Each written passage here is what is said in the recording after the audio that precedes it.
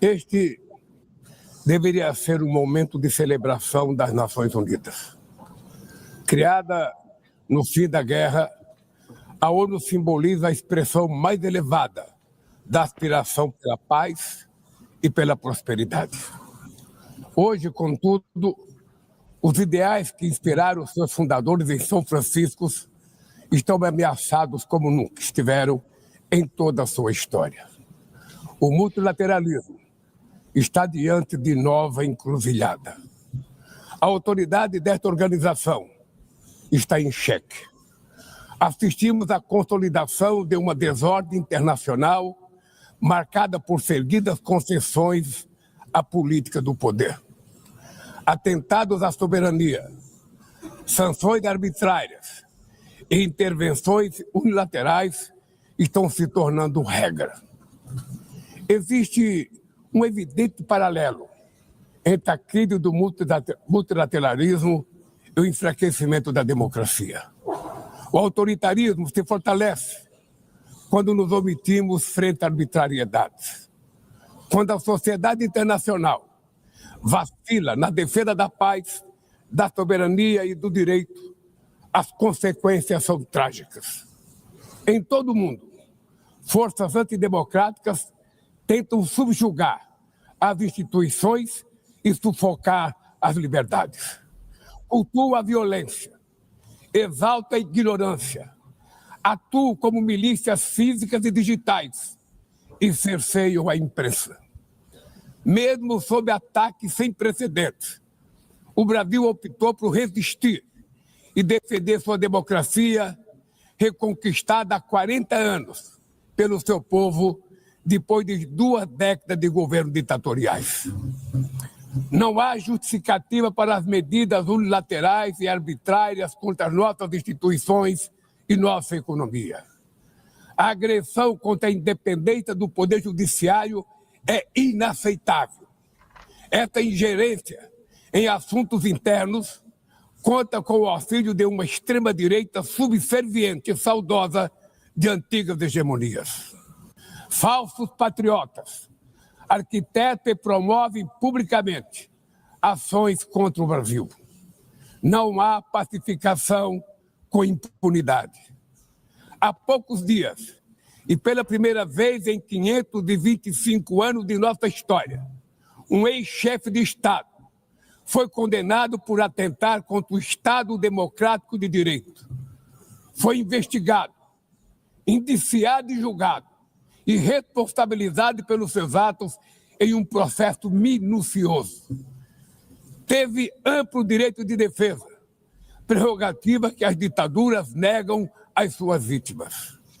Diante dos olhos do mundo, o Brasil deu um recado a todos os candidatos autocratas e àqueles que os apoiam. Nossa democracia e nossa soberania são inegociáveis. Seguiremos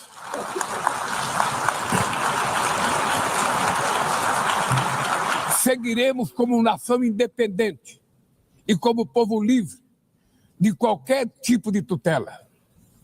Democracias sólidas vão além do ritual eleitoral. Seu vigor pressupõe a redução das desigualdades, a garantia dos direitos mais elementares, a alimentação, a segurança, o trabalho, a moradia, a educação e a saúde. A democracia falha quando as mulheres ganham menos que os homens ou morrem pelas mãos de parceiros e familiares. Ela perde quando fecha suas portas e culpa migrantes pelas mazelas do mundo. A pobreza é tão inimiga da democracia quanto o extremismo. Por isso, foi com orgulho que recebemos da FAO a confirmação de que o Brasil voltou a sair do mapa da fome este ano de 2025. Mas no mundo, ainda há 670 milhões de pessoas famintas e cerca de 2 bilhões e 300 milhões enfrentam insegurança alimentar. A única guerra que todos podem sair vencedores é a que travamos contra a fome e a pobreza. Esse é o objetivo da Aliança Global que lançamos no G20 e que já conta com o apoio de 103 países. A comunidade internacional precisa rever suas prioridades, reduzir os gastos com guerras e aumentar a ajuda ao desenvolvimento, aliviar o serviço da dívida externa dos países mais pobres, sobretudo os africanos, e definir padrões mínimos de tributação global para que os super ricos paguem mais impostos que os trabalhadores. A democracia também se mede pela capacidade de proteger as famílias e a infância.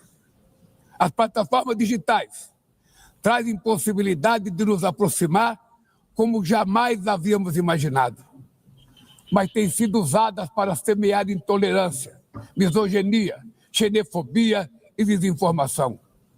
A internet não pode ser terra sem lei. Cabe ao poder público proteger os mais vulneráveis. Regular não é restringir a liberdade de expressão, é garantir que o que já é ilegal no mundo real seja tratado assim também no ambiente digital, no ambiente virtual. Ataques à regulação servem para encobrir interesses escusos e dar guarida a crimes como fraudes, tráfico de pessoas, pedofilia e investidas contra a democracia. O parlamento brasileiro, corretamente, apressou-se em abordar esse problema. Com orgulho, promulguei na última semana uma das leis mais avançadas do mundo para a proteção de crianças e adolescentes na esfera digital. Também enviamos ao Congresso Nacional projeto de lei para fomentar a concorrência nos mercados digitais e para incentivar a instalação de data centers sustentáveis.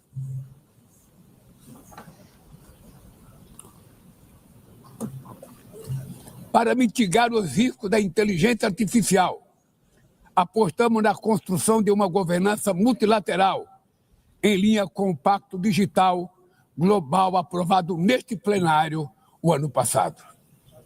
Senhoras e senhores, na América Latina e Caribe, vivemos um momento de crescente polarização e instabilidade.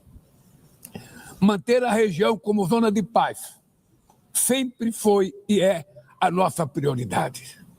Somos um continente livre de armas de destruição em massa, sem conflitos étnicos ou religiosos. É preocupante a equiparação entre a criminalidade e o terrorismo. A forma mais eficaz de combater o tráfico de drogas é a cooperação para reprimir a lavagem de dinheiro e limitar o comércio de armas. Usar força letal em situações que não constituem conflitos armados equivale a executar pessoas sem julgamento. Outras partes do planeta já testemunharam intervenções que causaram danos maiores do que se pretendia evitar, com graves consequências humanitárias. A via do diálogo não deve estar fechada na Venezuela. O Haiti tem direito a um futuro livre de violência e é inadmissível que Cuba seja listada como o país que patrocina o terrorismo. No conflito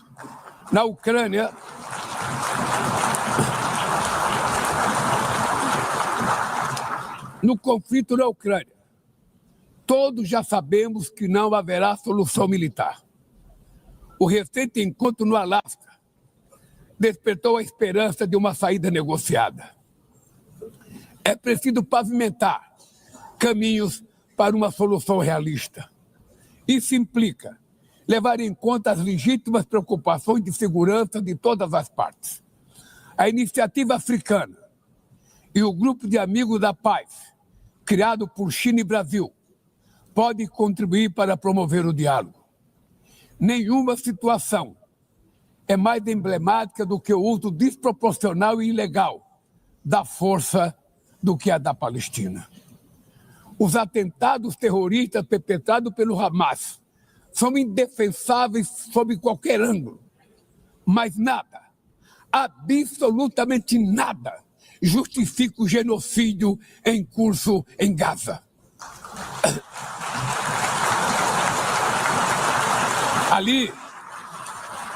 Ali, sob toneladas de escombros, estão enterradas dezenas de milhares de mulheres e crianças inocentes.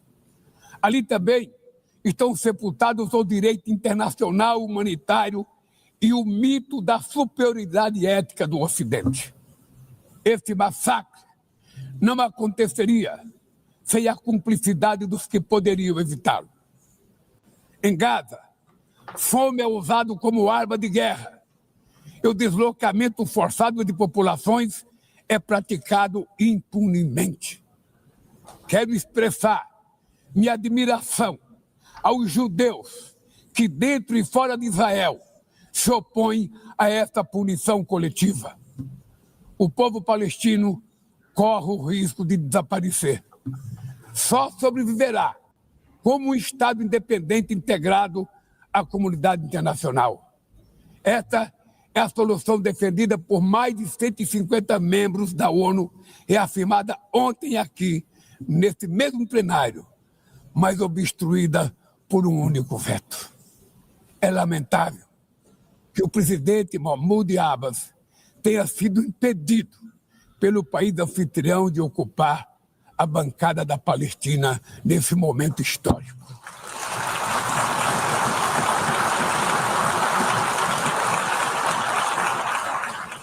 O alastramento desse conflito para o Líbano, para a Síria e o Irã e o Catar fomenta a escalada armamentista sem precedentes. Senhoras presidentas, bombas e armas nucleares não vão nos proteger da crise climática. O ano de 2024 foi o mais quente já registrado. A COP30 em Belém, no Brasil, será a COP da verdade. Será o momento de os líderes mundiais provarem a seriedade de seu compromisso com o planeta. Sem ter o quadro completo das contribuições nacionalmente determinadas, as chamadas NDCs, caminharemos de olhos vendados para um verdadeiro abismo.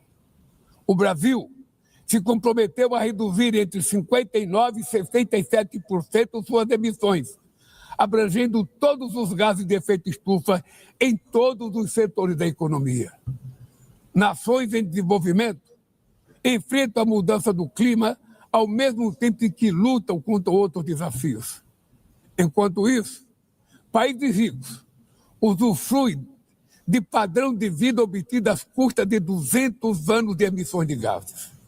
Exigir maior ambição e maior acesso a recursos e tecnologias não é uma questão de caridade, é apenas uma questão de justiça. A corrida por minerais críticos essenciais para a transição energética não pode reproduzir a lógica predatória que marcou os últimos séculos. Em Belém, o mundo vai conhecer a realidade da Amazônia. O Brasil já reduziu pela metade o desmatamento na região nos 2 últimos anos. Erradicá-lo requer garantia, condições dignas de vida para seus milhões de habitantes. Fomentar o desenvolvimento sustentável é o objetivo do Fundo Florestas Tropicais para Sempre, que o Brasil pretende lançar para remunerar os países que mantêm suas florestas em pé. É chegado o momento de passar da fase da negociação para a etapa da implementação.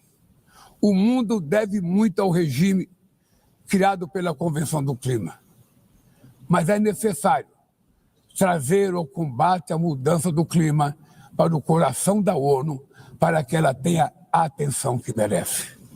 Um conselho vinculado à Assembleia Geral, com força e legitimidade para monitorar compromissos, dará coerência à ação climática.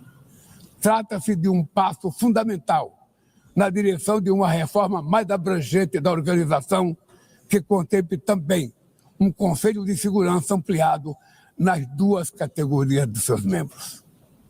Poucas áreas retrocederam tanto como o sistema multilateral de comércio.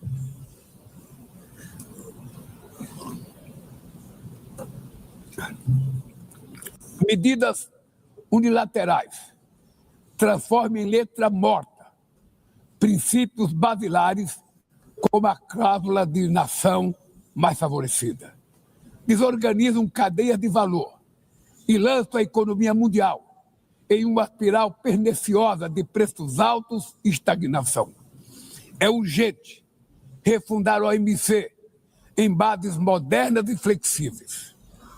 Senhoras e senhores, este ano o mundo perdeu duas personalidades excepcionais. O ex-presidente do Uruguai, Pepe Mujica, e o nosso querido Papa Francisco. Ambos encarnaram como ninguém os melhores valores humanistas. Suas vidas se entrelaçaram com as 8 décadas de existência da ONU. Se ainda estivesse entre nós, provavelmente usariam esta tribuna para lembrar que o autoritarismo, a degradação ambiental e a desigualdade não são inexoráveis, que os únicos derrotados são os que cruzam os braços resignados, que podemos vencer os falsos profetas de oligarcas que exploram o medo e monetizam o ódio, e que o amanhã é feito de escolhas diárias e é preciso coragem de agir para transformá-lo. No futuro que o Brasil vislumbra, não há espaço para a reedição de rivalidades ideológicas ou esfera de influência. A confrontação é inevitável. Precisamos de lideranças com clareza de visão, que entendam que a ordem internacional não é um jogo de soma zero. O século XXI será cada vez mais multipolar. Para se manter pacífico, não pode deixar de ser multilateral. O Brasil confere crescente importância à União Europeia, à União Africana, à ASEAN, à CELAC, aos BRICS e ao G20. A voz do Sul global deve ser respeitada e ouvida. A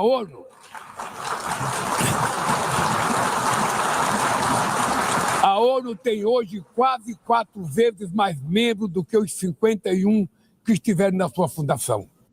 Nossa missão histórica é a de torná-la novamente portadora de esperanças e promotora da igualdade e da paz, do desenvolvimento sustentável e da diversidade e da tolerância.